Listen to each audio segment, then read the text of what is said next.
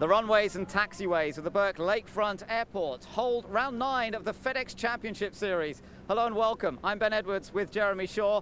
Looking forward to our coverage here on British Eurosport. We're almost at the halfway point of the season, and in terms of the championship, things are very close. Just 2 points now separating the top 2 in the series, because Roberto Moreno took 1 point by taking his first ever pole here this weekend.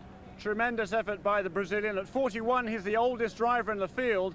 It's 15 years since he first made his Champ Car debut, but in that time, this is only the 3rd season in which he has a full-time ride. This will be his 70th start, but a great effort by Roberto Moreno, and the emotion when he won the pole yesterday afternoon was great to see. It was indeed, and it was a tremendous performance by the man joining him on the front row, Gilles de FERRAN. Might be expected, but he had to do it all in the very final lap of qualifying. He managed it, and we're seeing a real resurgence from Team Penske. We certainly are, Ben. When they changed everything over the season, they had 2 new drivers this year, Gilles de FERRAN and Helio Castroneves, a new equipment package with the Reynard Honda and Firestone tyres, and that team has really rebounded in style. Tim Cindric has taken over as the president of that operation, and they've worked so hard over the winter, and now we're seeing the fruits of those labours. They've won 3 races already this season, and both are in contention for the championship. Now let's take a little bit more of a look at this track. It's a bumpy racetrack. It uses runways, it uses taxiways. It is one of the favourites amongst the drivers, however. And we caught up to hear some of their opinions about this racetrack. This is a very, very unique racetrack. I mean, it is a temporary racetrack, but it's unlike any temporary racetracks we go to. In fact, it's unlike any road courses we go to. I mean, it's a very wide track. It gives the drivers, I think, a lot of freedom to race and to choose different lines and to do all sorts of different things, and that's, I think, why a lot of people enjoy driving here, despite the fact that it's an extremely bumpy racetrack. This is a unique track that we don't have anywhere else, and it offers a nice opportunity for the fans to see the whole racetrack in a road course, which is I think it's the only one that we have like that. And as I said, it's very wide, there is a lot of room to pass, it's very exciting, and it's a unique place for us. I've been coming here for 8 years now, and so we have a lot of good friends, and there's always a good racing. So I really enjoy it. It's a fun track to drive, and it's one that you can really attack, and it pays you back. And I think that's been part of my problem. Sometimes I think I overdrive a little bit, try a little too hard, and on some of the racetracks it doesn't take it anymore. So it's a little different than it used to be.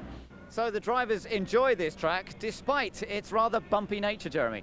Yeah, it is bumpy, but in other ways it's very, very flat. There's no topographical changes here at all. It is just runways and taxiways here, but it's a great racetrack for racing on.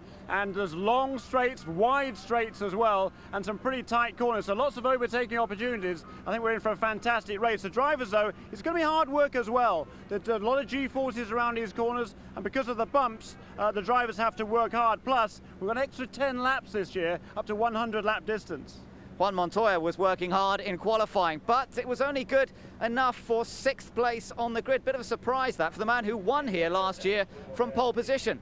He's had a bit of an up and down season. He's not the only one. Dario Franchitti has also had some downs and some ups. We asked him where he thought the change in fortunes had come earlier this year. Well, I think the difference started in Japan.